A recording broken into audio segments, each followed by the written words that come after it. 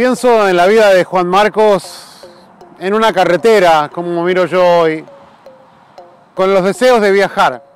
Él había participado en el primer viaje misionero y había cometido un error.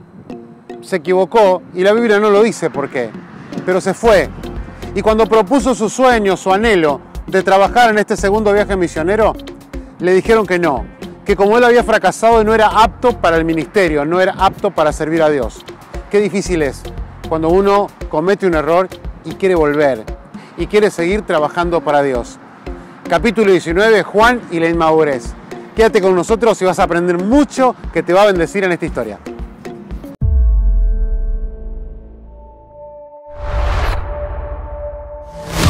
Estoy cansado, solo renuncio.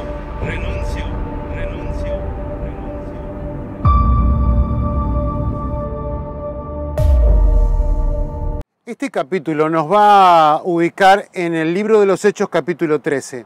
Allí comienza la historia de un viaje apasionante que está lleno de emociones, de aventuras. El que organiza el viaje es el Espíritu Santo. Convoca para eso a Saulo, que ahora ya es Pablo el apóstol, y también a Bernabé. El tema es que en ese viaje deciden llevar un acompañante. Es un joven, un adolescente quizás, que justamente también es familiar de Bernabé, es su sobrino, de nombre Juan Marcos. El viaje es maravilloso, es cautivante, es atrapante porque involucra todo lo que un joven quiere hacer, esta idea de aventura, y llegan a la isla de Chipre. Allí comienzan a predicar, sirven al Señor, ven milagros, pero el problema surge cuando salen de Chipre y van a la región de Asia Menor. Al llegar a la costa es que Juan Marcos decide regresar a Jerusalén. Lucas no explica a qué se debe ese regreso. Hay diversas teorías. Quizás algunos pueden sostener que era por los peligros que había en Asia Menor. Otros dirían que a causa de las enfermedades que había en Antioquía o en la zona de Galacia es que él tiene miedo. Otros dicen que las exigencias del viaje misionero a través del apóstol Pablo eran muy fuertes. Y una quizás, tal vez de las más fuertes, es que extrañaba mucho a su familia. Es que se sentía solo.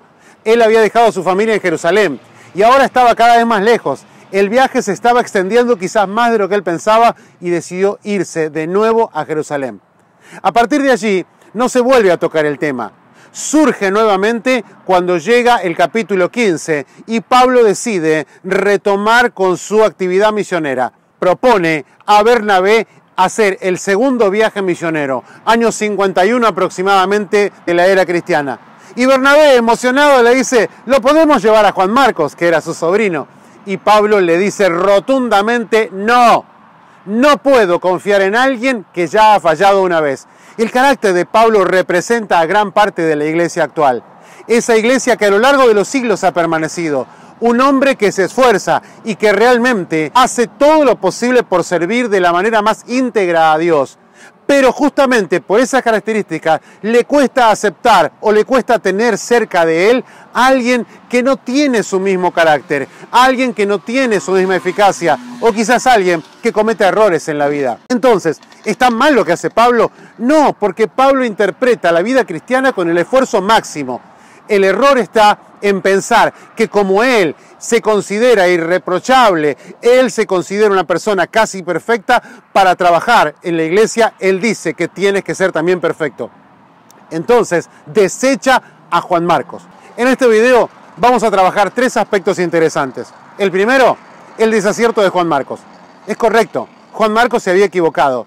No dice la Biblia que él pidió perdón, no dice la Biblia que él se arrepintió. Simplemente nos va a contar que él decidió regresar, que él decidió irse. No nos relata la Escritura si pidió permiso, si habló con el apóstol, si le explicó las razones a alguno de ellos. Eso está mal. Y eso es una característica en mucha gente actual, que empieza algo en la vida y que por determinadas presiones, por determinadas crisis que tiene, no puede soportar o sostener su decisión en el tiempo. Quizás te haya pasado que tomaste una decisión, cada principio de año lo hacemos. Vamos a hacer esto, vamos a trabajar, vamos a orar, vamos a hacer dieta, vamos a hacer ejercicio, vamos a estudiar, pero con el tiempo esa decisión cuesta sostenerla. Tal vez te sientas como Juan Marcos, he fallado, es verdad, sí, cometí un error, pero el problema surge en el capítulo 15, como decíamos, él quiere volver.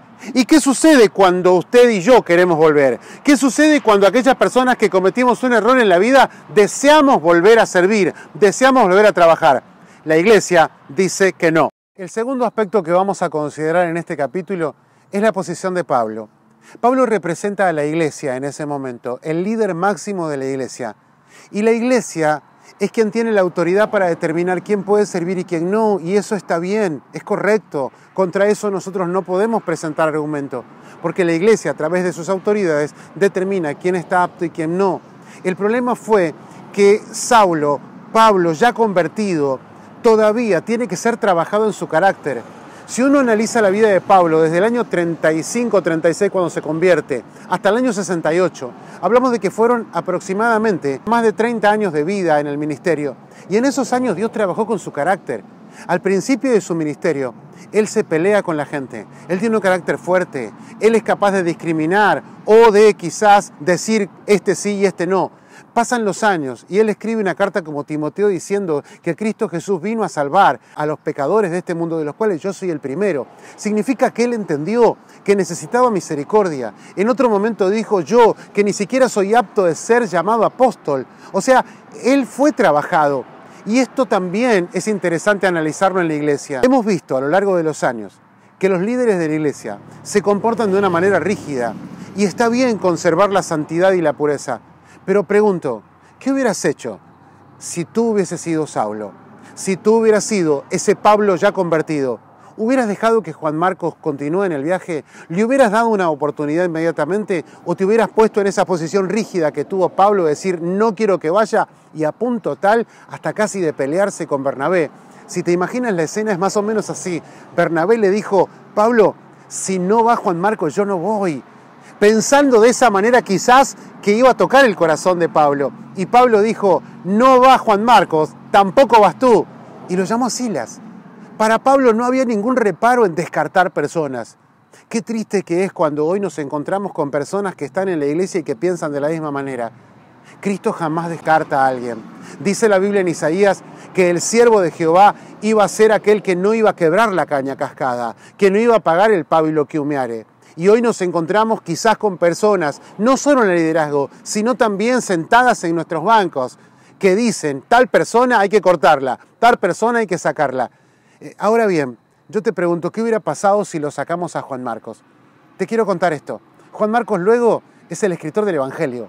O sea que si tú hubieras sacado a Juan Marcos, hoy tendríamos 3 evangelios en lugar de 4. Te quiero contar además, no sé si lo conocías, que Lucas toma referencias del Evangelio de San Marcos. Entonces, si no tuviésemos San Marcos, tampoco podríamos tener quizás este análisis tan exhaustivo que hace Lucas.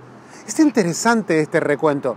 Además, este Juan Marcos fue reconocido por la iglesia primitiva. Clemente de Alejandría, Tertuliano de Cartago, hablan bien de él. Qué momento difícil es cuando vemos el error de alguien y entender que Dios está dispuesto a darle una segunda oportunidad. A Pablo le costó años. Quisiéramos que a ti no te cueste tanto. El tercer punto que quisiera compartir con ustedes es la actitud que tiene tanto Bernabé como posteriormente Pedro. Estas dos personas son fundamentales en la restauración de Juan Marcos. ¿Por qué? Porque cuando se da esta crisis de separación entre el apóstol, la posición que tiene Pablo, yo a Juan Marcos no lo llevo, llegan a fracturarse las relaciones, llegan a quebrarse las relaciones entre Pablo y Bernabé, a punto tal que Pablo se va con Silas y Bernabé decide tomar a su sobrino. Es interesante que Bernabé lo lleva a Chipre, justamente a la isla donde él había trabajado bien, antes del fracaso. Es de alguna manera como decir, Bernabé tiene este corazón. Es como decir de alguna forma, Juan, quiero llevarte hasta donde habías logrado el éxito. No voy a hablar de tu fracaso, no voy a hablar de tu error. Voy a hablar acerca de los momentos buenos, porque desde que salimos de Antioquía hasta que trabajamos en Chipre, tu vida fue un éxito. Y prefiero recordar los éxitos en tu vida y no el fracaso. ¿Qué característica interesante es alguien que quiere restaurar? Valorar todo lo positivo en la persona y no centrarse en un evento puntual que habla de un error. Bernabé, como su tío y como hijo de consolación, como un hombre que sabe restaurar, Dice, Juan, vení conmigo, vas a acompañarme, vamos a ir a Chipre y allí vamos a restablecer tu relación con Dios. El segundo personaje que mencioné es Pedro. Pedro lo llama en su carta mi hijo amado. Significa que Pedro también participó en la restauración de Juan. Y qué interesante es esta historia. ¿Por qué? Porque Pedro justamente sabe de restauración. Él le había fallado, no en un viaje misionero. Él le había fallado en la cara misma a nuestro Señor Jesucristo. Le había dicho, voy a entregar mi vida por ti. Pero cuando se sintió amenazado, él negó haber conocido a Jesús. Recordamos la historia. Sin embargo, Jesucristo mismo lo va a buscar y lo restaura con ese encuentro que tienen a la orilla del mar, donde le pregunta 3 veces si lo amaba y lo vuelve a colocar en el ministerio y no lo rechaza. Qué interesante que justamente este hombre, Pedro, quien había fallado, sabe restaurar. Y eso es interesante porque ha pasado siempre en la historia. La persona que ha fallado, la persona que ha fracasado, entiende mucho más a quien comete un error. Aquel como Saulo, que se mira en una posición de perfección, le cuesta ver que alguien como Juan Marcos pueda servir al Señor. Es interesante cómo estas dos personas, Bernabé y Pedro, restauran la vida de Juan Marcos. Pasaron los años y Pablo, alrededor del año 62, escribe unas cartas fundamentales. La carta a los Colosenses y la carta a Filemón. Y en las dos habla perfectamente bien de Juan. Quiere decir que Juan había cambiado. Quiere decir que Juan había mejorado cosas en su vida. Y él, Pablo, aquel que una vez se puso muy serio, muy firme, le dijo, eres mi colaborador y eres un compañero. Y lo último, la última carta de Pablo, conocida por la iglesia, segunda de Timoteo, él dice una frase interesante. Tráiganmelo a Juan Marcos. Me es útil para el ministerio.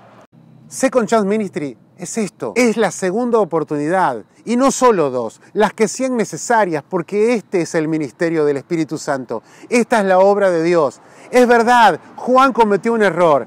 Ahora podríamos decir, como aquel capítulo de San Juan 8, el que no cometa un error, que se ponga como juez o que tire la primera piedra. Y si recordás, desde los más viejos fueron los que primero tiraron las piedras. Fueron los que primero tuvieron la convicción del Espíritu Santo que habían cometido muchos errores.